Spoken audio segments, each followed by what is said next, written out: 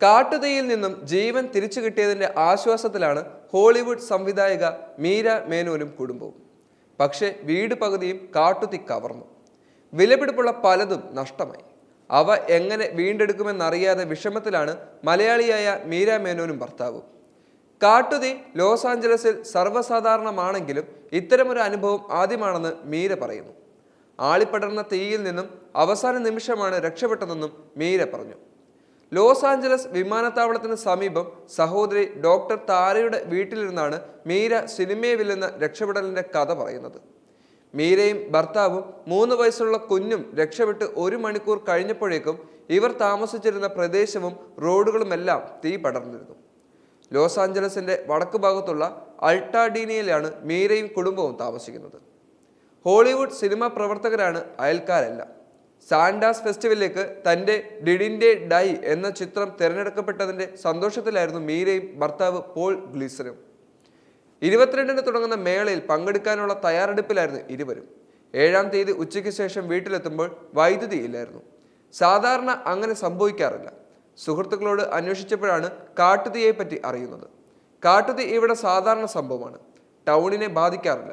അതുകൊണ്ട് തന്നെ ഭയപ്പാട് ഒന്നും തോന്നിയതുമില്ല. വൈദ്യുതി ഇല്ലാത്തതിനാൽ TV കാണാനോ ജോലി ചെയ്യാനോ പറ്റാത്തതിനാൽ കിടക്കാൻ തീരുമാനിച്ചു. 3 വയസ്സുള്ള മകൾ ലക്ഷ്മിക്ക് ഉറക്കം വരുന്നുണ്ടായിരുന്നില്ല.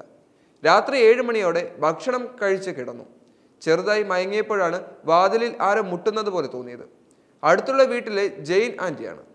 അവർ പല പ്രാവശ്യം ഫോണിൽ വിളിച്ചെങ്കിലും സ്വിച്ച് ഓഫ് ആയിരുന്നു.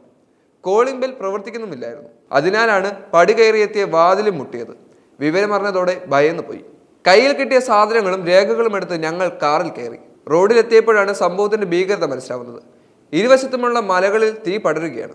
25 കിലോമീറ്റർ അകലെ ചേച്ചി താരയുടെ വീട്ടിലെത്തിയത് 1 മണിക്കൂർ കൊണ്ടാണ്. പിറ്റേന്ന് ഉണർന്നപ്പോഴാണ് ഞങ്ങളുടെ വീടിന്റെ പകുതി ഭാഗം കത്തി നശിച്ച കാര്യം അറിഞ്ഞത്.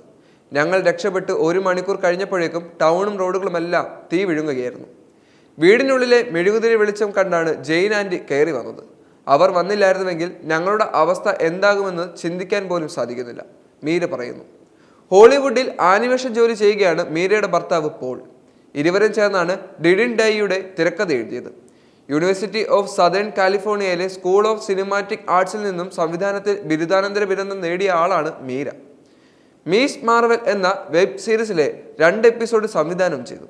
ഇക്വിറ്റി, ഫാറ ഗോഡ് ബാങ് എന്നിവയാണ് മറ്റ് പ്രധാന ചിത്രങ്ങൾ. പാലക്കാട് സ്വദേശിയായ ചലച്ചിത്ര നിർമ്മാതാവ് താര ആർട്സ് വിജയൻ മേനോനാണ് അച്ഛൻ.